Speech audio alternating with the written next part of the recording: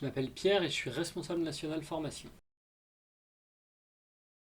Ce module il a été réalisé sur l'idée de développer notre politique de protection de l'enfance et d'aller plus loin dans la politique à l'abri de la maltraitance que les Scouts et Guides de France mettent déjà en place. Un des outils de cette politique, c'est ce module, et cet outil il vise à initier l'ensemble des adultes à ces questions de protection de l'enfance et, de manière plus générale, des participants aux activités dans le scoutisme.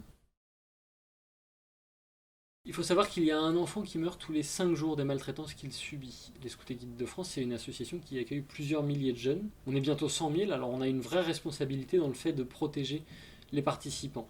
Que ce soit dans le cadre de nos activités ou des maltraitances qu'ils pourraient subir à l'extérieur de l'association. La violence, c'est un fléau, on le sait. Et nous avons des éducateurs et éducatrices avec qui on doit développer une politique qui nous permet de mettre les gens à l'abri. Donc c'est très important qu'on puisse initier nos adultes à ces questions de maltraitance en leur donnant des clés pour repérer les signes de maltraitance, pour prévenir et créer des environnements bien traitants. Il s'agit de faire en sorte que toute maltraitance avérée puisse être repérée et qu'on puisse agir si jamais on repérait quelque chose. On a aussi une responsabilité à ne pas laisser les enfants et les adultes qui participent aux activités des Scouts et Guides de France dans des situations qui ne sont pas sécurisantes pour eux.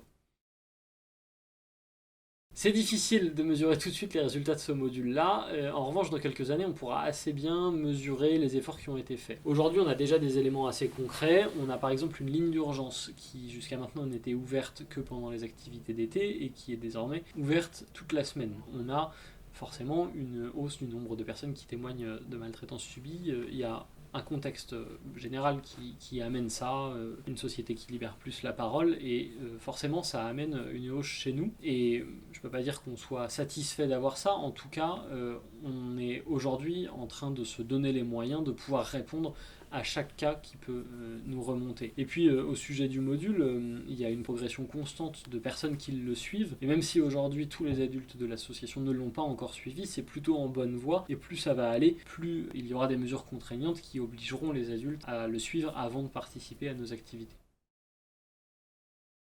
Je pense que la première de vos responsabilités, c'est celle de la sécurité des participants à nos week-ends, à nos réunions, à nos camps d'été, à nos rassemblements, quels qu'ils soient. Que ce soit la sécurité des jeunes ou que ce soit la sécurité des encadrants qu'il y a autour de vous. Vous donnez les moyens de repérer quand les gens ne vont pas bien, quand les gens subissent de la maltraitance. C'est vous donner les moyens d'être un bon éducateur ou une bonne éducatrice. Alors, je crois qu'il ne faut pas hésiter à se former.